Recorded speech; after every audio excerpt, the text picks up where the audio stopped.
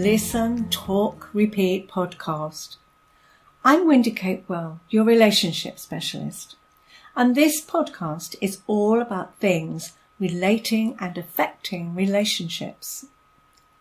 I'll be interviewing guests who are experts in their profession, learning more about what they do and how they help others. In some episodes, I'll be sharing some insights and tips of my own. So settle back and enjoy. Today I'm going to be talking to Kathryn Colas. She is the founder and CEO of SimplyHormones, delivering menopause solutions and training to individuals and into the workplace. So, Kathryn, would you like to introduce yourself and tell us, me and the listeners, a little bit more about what you do? Yes, I'd love to. I suppose this is a new career for me that I started in the latter half of my life, really, as you do. And it all came about because I had such a terrible time going through menopause myself. I couldn't understand it. It wasn't even diagnosed for years. You know, I'd resigned from my executive job. I was having a terrible time at home with my husband. We were just rowing all the time, and I was blaming him for everything. It was his fault. We didn't like each other. My libido went out the window, and sex was totally off the menu. And my youngest daughter was going through puberty, so there are a lot of doors banging. And eventually I came to realize, I started to do some research and discovered that I was going through menopause. And I thought, what is this thing? Why doesn't anybody tell women about this? Am I the only one? And then I began to find out that there were a lot more women around, of course. Every woman will go through menopause at some time or other, and to a greater or lesser degree. And to me, it was just 10 years of hell. And so that's when I decided to do something about it, and that's how I set up SimplyHormones. Yes, and you're so right, because the chances are women are going to go through the menopause when their children are going through puberty, and that's a big clash, isn't it? So, yeah. Wow. Yeah, and then the poor man standing on the sidelines, just scratching his head, not knowing what to do or where to go, because he can't. I can remember. My menopausal stage was slightly different, because mine was brought on by was having chemotherapy, and that brought it on then. So therefore, I had an awful lot more else to deal with, and I don't know whether I was, going what was on your head or didn't know which was which at all. But even when I had PMS, I can remember just that sense of that person is walking on the same planet as me. Yes. So menopause is PMS on speed. That's how I describe it. Yeah. And I don't know, when I'm doing my presentations to an audience, I always put a slide up of Disney's Seven Dwarfs. And so if you can imagine Disney's Seven Dwarfs, because somebody sent it to me years ago and they've been renamed. And the new names are Itchy, Bitchy, Sweaty, Sleepy, Bloated, Forgetful, and my favourite, Psycho. And, so the audience would fall about laughing, mostly women, but if they were men, they would laugh too, because they just get it, because, that's women on a monthly basis, isn't it? So if you can imagine getting that every day or every other day or every couple of weeks, well that's menopause, and plus with knobs on. And so that's why I felt that there was this need to educate men and women about menopause and what was going on. Yeah, definitely. It's been one of those things that people don't talk about. It was never talked about. It was something, and there was something for me almost embarrassing. Yes. If anyone, I felt, I had the hot flashes, whatever they're referred to now, but it was that real embarrassment everyone can see and everybody knows what's going on for me. Yes. I really felt total embarrassment. And of course, the more embarrassed I got, yes, the more my flashes were going on. And I just, dreadful. But it's the forgetfulness as well, and not being able to string a sentence together, and the aching joints, and there are just so many symptoms that you would never associate. Some women say to me, oh, I sailed through menopause, I didn't notice a thing. And then they might attend one of my workshops because they've been told to. And then they said, you know what, I have ticked so many boxes. I had no idea that these things that I did feel and thought they were something else, just a part of something I was feeling at the time, that they were part of menopause. It makes sense when you know all about it. Yes. Yeah, absolutely. Yeah, I so agree with you, because we just don't. As teenagers, we haven't got a clue about it, and young women. No. And I just want to mention to our listeners the fact that we knew each other as children. Yes. And our mothers were best friends long before we were born. Yeah. And we lost touch with each other over the years. And then it was just one of those, somebody just connected me. I was looking for people that interesting people to come on my podcast interviews. And we reconnected us again. And it was, wow. And you sent me that email and said, but our mothers were best friends. Yes. Oh, goodness, because I didn't remember the name. And it's lovely to reconnect as well. And it's just thinking about when we were children, how, well, you don't dream of those things, do you? No. And menopause is what? Well, it was always referred to as the change of life. The change, yes, in a whisper, yes. Yes, in that definite whisper.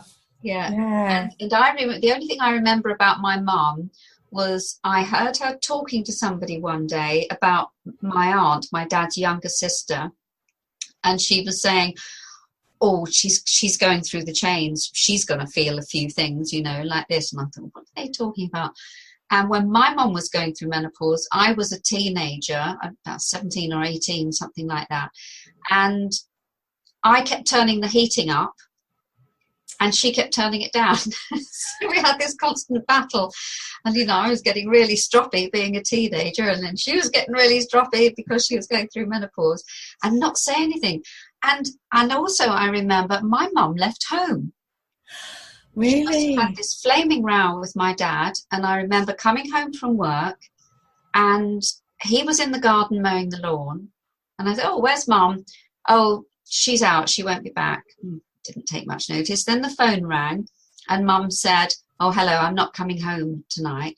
Well, what's wrong? Nothing. I just need to get away. And she came back a day or two later. Nobody said a word. Zip. Never mentioned. And it was only when it was starting to happen to me, I made the connection, and I thought, she was at that age, she was going through menopause. Because it happened to a friend of mine. She left home for a few days. The women reach this stage where they feel they can't cope, and that is a phrase so used by so many women. I just can't cope with my job, the home, partner, kids, the whole 3 yards. Can't do it anymore. It must be work-life balance, and it is so not. That's why I resigned from my job. It must be work-life balance. Yes. I couldn't work it out. Crazy, isn't it? Well, it is. It's crazy, the fact that we're not educated enough about it. Yes. That's the sad part. Yes. And women. And talking to my doctor, and he said to me, he'd done a blood test, which is a bit of a waste of time, really, because your hormones are up and down like a fiddler's elbow. You can't get a proper reading anyway. And he said to me, oh, well, you're not there yet. And I thought, what's he talking about? What does he mean I'm not there yet? It's obviously something that I should know. And so I didn't ask, because I felt foolish that I didn't know what on earth he was talking about. Yeah. And it was only again later that I realised what he did mean. So it's just daft, isn't it? Isn't it daft? Those things we don't talk about. Yes. Awful. Yeah. And there are luckily that we are becoming more enlightened now about lots of subjects. So yes. And I think it's women like you that really are making a difference. So yes, I think it's really well. And the media are getting more involved as well now. There are Radio 4 Woman's Hour this week, for instance, have had a whole series of programmes, and it's been just brilliant. And I've been on BBC Radio on all sorts of different counties, talking about the same thing to join up with Radio 4. So it's good that they're talking to women who understand women rather than just getting the medical view. So that's what's good about it, I think. Yeah, I think there's lots of things, that even with anxiety and so on. I don't think GPs they're not trained in that psychological way. No. And when I've had clients and explained to them what's going on in their bodies, and it's a real, I didn't know that. Yes. And I've even had a GP as a client and explaining to her that initially I was like, I'm a bit anxious here because yes. I'm sure she's more educated than I am on this, and yet not. No. So again, I think we've all got something to add. And those two causes, stress and anxiety, are two of the biggest reasons that people are taking time off work, men and women. But from the women's perspective, they're being misdiagnosed. They're going down the mental health route and being diagnosed with depression, as I was, and being prescribed antidepressants. And of course, it's a transitional period they're going through. So the stress and anxiety may be caused by job, family, and other things that are going on, but it is exacerbated by their hormones. And that's why, if they can get some hormone balance, then that's going to help them hugely. Yeah. Yes, because that's it. It's a balancing, isn't it? It's a balancing act. Yes. So tell us more about what the menopause is about. Well, the menopause for me was a disastrous time in my life. And because of that, because of all the feelings I had, all the emotional upset, I felt like a doormat. I felt people were taking advantage of me. And so I said to myself, I'm not going to let this happen to other women, because this doesn't have to happen. And if only I knew then what I know now, I wouldn't have had to go through all that rubbish. And the worst part of it was that my husband and I wanted to divorce each other. We've got a big bed. We've got a super king size bed, so it's a very big bed. I'm 5'2", he's 5'8", so we're not big people. And so it was like living on an island. I'm over one. I couldn't get any further to the edge of my bed to get that distance between me and him, because I just didn't want to be near him. And that must have been awful for him, because he told me that he felt so isolated because we just weren't communicating on any level. And I would either burst into tears, I wouldn't be able to find the words to speak to him, or we'd scream and shout at each other. And in the end, I wrote him a letter. And I always recommend this to women when I'm talking to them. If you're having relationship problems, or even with your doctor, if you don't know how to express yourself in words to that person you're speaking to, write it down on your own when you're in a calm space. Just write it all down. And as far as the doctor's concerned, make a list of those irritating symptoms that you think are too silly to say anything about. Yeah. And if it's a partner, a relationship problem, just, throw it all out there on the page and say everything you want to say that you can't say when you're trying to have a conversation face to face. And he was quite surprised at that. And I was reading about psychology as well. I thought I just had to get a handle on this thing called menopause. So I started to read all sorts of psychology books, the history of women, because I came to realize that the medical profession are not joining up the dots, as I call it, because there are so many physiological and mentally, I can't think of the words have gone now, aspects of menopause, that it's an holistic affair rather than just I've got depression, I've got palpitations, I've got type 2 diabetes, whatever it is, it's all part of the same thing. And so that's how we need to view it all in order to treat it, or give you some options about how you go about dealing with it, including relationships. And that for me is huge. And because it was such an awful time, as I said, I wouldn't wish that on my worst enemy. And if I could have dealt with that better, I wish I could have done. And I could now, of course, I would approach the whole thing differently. Yes. Yeah, and I agree with you about GPs, because unfortunately you take a symptom or a couple of symptoms to them, Yes. and they address that. They, as you say, they don't tend to look at our whole holistic situation. No. And I think they're not, as you say, that they misdiagnose really. They say, oh, you've got depression, and that's it. So you Yes. put on antidepressants. Psychiatrist, yeah. Yeah. Or you go and see somebody and talk about it. And it doesn't help, does it? Because it might resolve that slight issue, but then you've got all the others, and then it's all, well, how do I deal with that, and how do I deal with that, and how do I deal with that? And you're struggling with it. And I think you're right. It just needs to be clear and helpful to women to understand. And I know you work in the workplace too. You help people in the workplace, because that's really important too, because it can raise so many issues when you're trying to work. And well, for us, it's but that's why I decided to go into the workplace, because trying to speak to women on an individual level, or even group women, just outside in normal circumstances, if you were trying to put on an event where just women were coming, and I'm talking about 10 years ago when it was even less understood, women just weren't owning up to it. And I understood that, because I didn't want to own up to it either. And so by going into the workplace, the women are all there. And at first, when I started, I noticed it stuck out like a sore thumb. If I had a mixed gender audience and I asked for questions, nobody would put their hand up. But they'd all come and see me afterwards. They were so frightened of saying, please, I need help. You know, I've got this, what's going on? They were so frightened of being recognised, perhaps as being a troublemaker, and recognise that they're not doing their job properly, and potentially could lose their job. And of course, now it's recognised that they are protected under the Disability Act. Why it has to come under disability, who knows? Perhaps we can change that.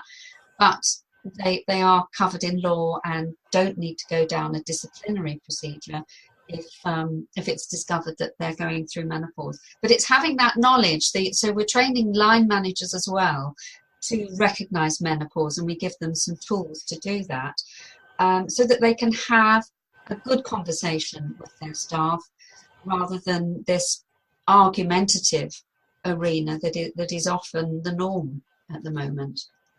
Wow. Well, I was not aware that it was a recognisable, disability. But at least it's being recognised. And I mean, it does sound a bit heavy. It does. I guess, well, what box do you put it in? I don't know. But it's not mental health. To go in the box, yes. Yeah, but I bet there are an awful lot of employees who are unaware of that. Yes. You know, that they are covered under the employment law.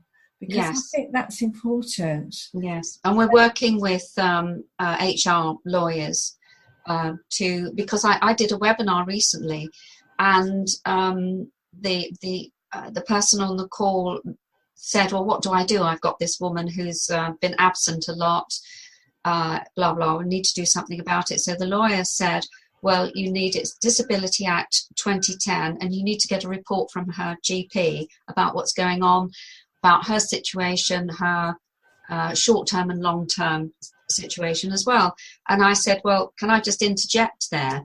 Because you're going to the GP to get a report, and 9 times out of 10, that GP will not have sufficient knowledge of menopause to be able to do an unbiased report in that direction. They will report on mental health issues because of stress, anxiety, depression, and all the rest of it, taking her down completely the wrong route, misdiagnosis, antidepressants, and everything that goes with that.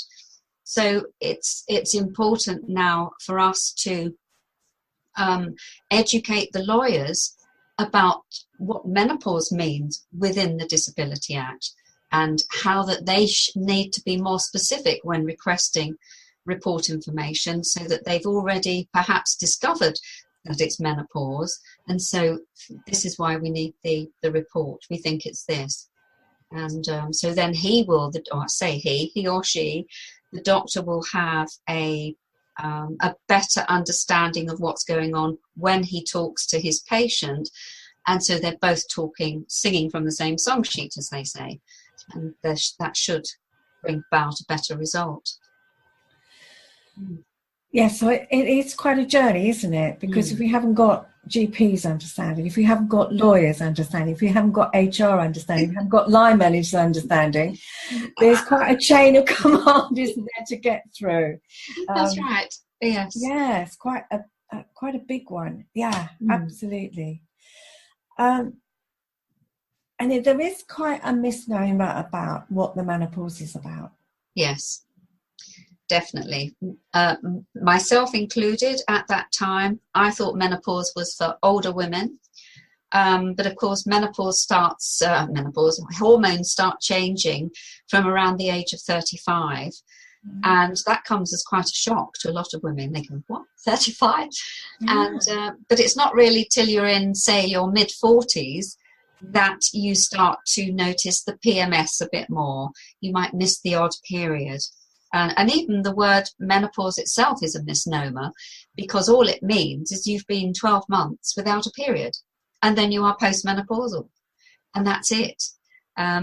Unfortunately, if you start a bleed within that 12 months, you then got to go back to month 1 and count again for another 12. But it's that section of 12 months without menstruating, and then you're postmenopausal. And also on top of that, some women, by the time they get to that age, and it's usually about 52 is that average age, but it's those years leading up to it, and even up to about 5 years beyond it. And in some cases, when some women reach that actual menopause stage, that's when they start experiencing symptoms. So they've gone all that time, sailed through it in their view, and then bang, they start getting the hot flashes and sweats and all the rest of it. Yeah. It's a game. Yes, well, I can remember I'm talking to my aunt and saying, well, how long does the menopause last? Yes. And she said, well, it could go on for years. And I looked at her absolutely horrified. And she said, well, think about it. It's a reversal of puberty. And how long did that take? Okay, thank you. Now that's all I knew, you know, and it really wasn't talked about. So it was really, I was in the dark and yes, didn't know where to go. And it was before we had the internet. So yes, now at least we can search the internet, or at least we can talk to people online. And there's so much more open to us, isn't there? So there is. Yes, I'm talking to women in, not women, I'm talking to therapists as well in Canada and America. And they're wanting to know about my training now, because I seem to be one of the only people who are doing the workplace training. So, and what is special about that is you're giving tools to the managers to understand it. So it's not just a case of talking to women and let them have the opportunity to tell their own story and let their hair down and have a cry and do all the things that we do to try and overcome these things when we're in a women's group session. But it's important that the men get a handle on it too, and because they can be very perceptive and helpful. Yes, and I think once you know what's going on, it doesn't cure it, but at least you've got a better idea. And well, for me, once I'd realised that there was this long list of symptoms, I'm ticking all the boxes. It was just a relief knowing that I wasn't dying of something. It was, so this is menopause. Who knew? And it's just crazy, isn't it? Yeah, and for partners as well. Yes, for men, because again, they're on the outside when it comes to PMS. They're on the outside of things through pregnancy and childbirth, and then they've got to face on the outside again the menopause, and it must be really. And again, with gender, we bring that into our training. It's the gender differences. Men think quite differently to women. The men want to fix it. Yeah, women want to talk about it. Men want their man cave to go and do things in. So it's about understanding those gender differences as well, and being more collaborative in trying to understand, help and support staff. So, yeah, it's fascinating. Yeah. I love it. Yeah. Well, I have the same, because working with couples, that's exactly, because they function differently, and we talk about it, and the fact that men do have a habit of going into their man cave, and yes, they are fixers because they're hunter-gatherers, basically. Yes. And we as women are nurturers, therefore, Yes. and we want to talk about things because we are more emotional. So when you start talking to them and explaining that and encouraging, and supporting each other, that's when you can see a change. But when they haven't got that to start with, and then the menopause kicks in, it's it's yes, it's guns at dawn, I think. Yeah. Yes, hide the knives. So what kind of challenges that people raise with you when they get to talk? Because you're saying they find it a bit intimidating at times, but what things do you take up that to talk about? Yes, lots of people raise the issue of weight gain. And that happened to me as well. I put on about 2.5 stone, but I've met women that have put on 4 stone, and again had no idea why. They were eating lettuce leaves. Why am I putting on all this weight? And the reason is it's a natural process because of your hormone fluctuations, and in fact your the deterioration of your estrogen. It's taken a long hike and will never to be seen again. That your cell structure changes. So when you're eating food which would normally give you energy, it is that now reverses to be stored as fat, presumably for the protection of bones, because we then become susceptible to osteoporosis, which I was. And so I understand that fully. But there is something you can do about it, and that is understanding nutrition better, understanding how your body works with the food you put in it, definitely being more hydrated, because constipation is a big thing, and that used to be with me as well. And then a therapist told me one day, drink a glass of water every morning as soon as you wake up, and that's room temperature, none of that freezing cold brain freeze stuff. And it worked. And so I've never bought any pills and potions again. And so I tell everybody, drink the 2 litres of water. We are plants, and we need feeding and sustaining with water, and that will help your system flush through as well. And everybody that's tried it, this glass of water in the morning, and they are so surprised that it works. And it's great when they come back to me and say, do you know what, that works? And so that's my freebie of the day. That's something you can do that doesn't cost you anything. And good. Yeah, because I think people tend to look for those pills and potions instead of, as you say, looking at themselves and how they could work on themselves and do things like free things, and just looking at ways. And people want an instant fix. We're in that instant fix. We do, yeah. And of course, women at this age, at this time, are more susceptible to type 2 diabetes. And you can eat your way out of type 2 diabetes with the right nutritional advice. And that's what they need to do if they've been diagnosed with type 2 diabetes. You're then on pills for the rest of your life. Why? It's just not necessary. You can do it. It's hard work. Nothing's easy, is it? If you want good results at the end of it. But if you persevere, you will relieve yourself of all that pill taking and be healthier for it. Yes. Yeah, because if you take more medication, it's more chemicals, and then you're changing the chemicals in your body because, we are made up of chemicals and electrical pulses and all sorts of things, and people don't realise that. No. So, very true. So, really good advice there. And men, what is their role? How can we help those guys? Yes. Well, I think for me, there is a lot of information out there on the internet. There's also a lot of rubbish out there on the internet. And as far as I'm concerned, I tell it like it is because I've experienced it. So it's my story that all this is based on. And then we bring in other people's stories. But on my website, if people just want to go on to Simply Hormones, and have a look around. There are a lot of blogs and podcasts that I've done with medical practitioners, even talking about embarrassing things like vaginal atrophy, and which is vaginal dryness. And so they can get all that information. And if they are working full time and they would like their employer to do something about it, or their manager, then just introduce them to us, and we'll try and get some information into the workplace for them. There are a lot of different avenues you can take, and we talk about HRT, and we talk about alternative sources of to help you reduce your symptoms.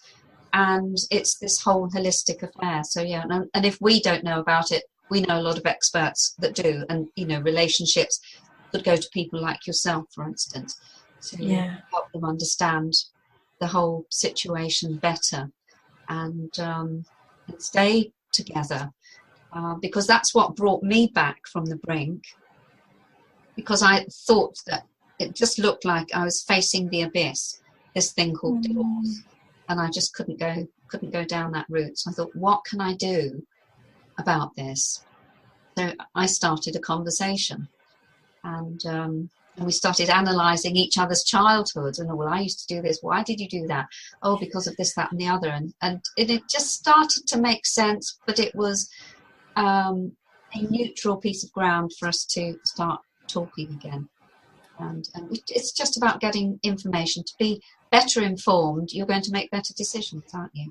Yeah. The sad part that I find is that when I get couples coming to me and they just haven't talked, they've just drifted on, and then one of them has said, that's it, I want out, I can't cope anymore, and they've just emotionally left the relationship. Yes. And I feel that's so sad, because they've drifted on and drifted on. They've not communicated. They've both been in their own little worlds. And there's a lot of things. I always say we have a different map of the world. Everybody has a different map of the world. Yes. And if you are looking at a map and assuming that you're both looking at the same map and you're not, you're stuffed. Yes. Yes.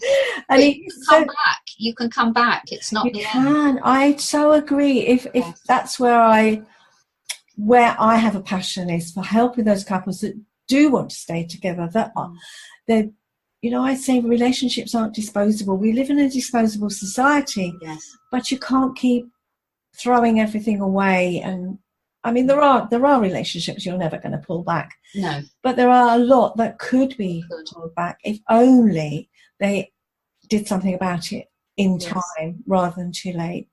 And how great it was that you sat down with your husband and did talk to each other and were able to talk to each other, because when I see that happening, when I'm the sat nav sitting there with them, the impartial person, it's just magical to see they say, I never heard you say that before. No. And the other one says, but I've been telling you that. Yes. Effectively, they just haven't heard it. They just haven't had their ears really open to it. And when you can do that, it is amazing. But and then you can face those struggles of the menopause together, because have a little bit more understanding and connection. And the rest of your life together, because, the way I also looked at it was, I've been married to this guy for a long time. We loved each other once. We've got 3 beautiful children, house, a car, and all the rest that goes with it. We've done all this. Why do I want to throw it away? There must be some common ground I can find there, that we can come back to, surely. And as you say, some couples, it really is the end. They perhaps were incompatible all along. But I just felt that there was still something there. And it didn't happen overnight, but we just kept going. And I think bearing each other's feelings in mind, which we hadn't done for a long time, and just thinking about how each other feels. That is so reassuring to hear, and such a lovely story, because I hope that some of our listeners will hear that story and acknowledge it, because I think it's great that you had been married quite a while and then just decided you weren't going to throw it away, you were going to work at it, and you have turned it round. Because too many couples say it's too late, I can't do it, don't want to. And I sometimes feel they miss out on so much. Yes. Yeah. And years down the line, that's when, you know, the benefit of hindsight, they say to themselves, I think I could have done something about that. That's the sad part, isn't it? It is. It's very, very sad. And sometimes they just don't learn about themselves from that, and they carry on making the same mistakes. Yes. And go from one relationship to another without us sitting down and saying, okay, where did that go wrong? What happened there? How did what part did I play in it? Because generally both people do. Yes. But I think the big part, as you said, there's communication. That's one thing. But it's being there for each other and understanding, or being prepared to understand the other person's point of view. You don't have to agree with them. No. But literally being prepared to hear their point of view, which you would do with a friend or a colleague or... Yeah, and have your own point of view without slamming it down somebody else's throat, without arguing about it all the time. Just agree to disagree. Yeah, and totally. It doesn't really matter at the end of the day. It doesn't, does it? No. There was something really simple that I heard the other day, and I thought it was about the toilet seat. And it was a guide to, and it could have been actually a comedy thing on TV. I don't know what it was, but it really came home to me. But I thought, I never look at it from a woman's point of view. Women always grumble about men leaving the toilet seat up. Yes. But they're not acknowledging the fact that the men are being considerate, that they're not going to make a mess on the seat. And so actually they are being considerate. And women do, why did you leave the toilet seat up? You're so inconsiderate. Yes. No, they've been considerate enough not to make a mess on the toilet seat. And I think, wow, so there are always two sides to every story. It's a very simple example, but it is just understanding each other's point of view, isn't it? Yes. Oh, right, that's why you do that. And why would the woman want it put down? Well, checking it out. Why is it so important? Yes. But, I want it my way. Yes. You're the one in the wrong. Actually, it's just a different way of viewing things. Yes, that's right. Yes. So is there anything else you want to add that we haven't talked about so far? No, I made some notes earlier, but I think we've just about covered everything, really. Yeah. It's been a great conversation. Can you think of anything I've missed? I just wonder, you run training programs around the country, is it? Yes. Because that's an important thing to know about. I now have a group of what we call menopause ambassadors, professional trainers based around the country. And the great thing about that is they are passionate about menopause because they've been going through it. And so that gives a whole different aspect when you're delivering training in the workplace, because you're delivering it from experience, and it's not just a set of rules that you've got to talk about change in the workplace or leadership or all the usual training stuff. This is about a menopause. It's a very emotional thing. And we get top marks for our training, not only for the trainer who's delivering it, but for the content and how they're utilising it once they've got that information and making it work in the workplace. And everybody's talking about it. It's just brilliant. And I say everybody, in our little world, everybody's talking about it. Hopefully, that world is growing, and it's good news. So how do people find out where, which regions or where you have your centres of training? How do they find that out? Well, we are all over the country, and the best thing is just to go onto the website, simplyhormones.com, send us an email or give us a call. Both connections are on there. And we'll have a conversation with you about what you think you need and how we can help you and where are you based. And then we will put one of our menopause ambassadors in direct contact with you so that you can have that personal conversation and know that trainer is coming to your place of work to deliver that information. So it builds a better relationship. You've mentioned your website, and that's the best place to get hold of you. All your details are on your website? Yes, they are. Yes. Okay. All the information will be in the show notes. So, again, people can pick it up from there. Yes. Right. Well, it's been really delightful talking to you again, Kathryn. Absolute pleasure. And I hope our listeners have had some interesting information, and I certainly have. Good. And yeah, I've really enjoyed it. I hope you have too. Yes, very much so. Thank you so much for inviting me to do this. It's been an absolute pleasure. Great. Thank you. Thank you. So you can find all the information about this show in the show notes. And you can find lots more on my website, www.yourrelationshipspecialist.co.uk, including the link to my podcasts. And you can also sign up on my newsletter, which has lots more tips and offers. So until next time, bye for now.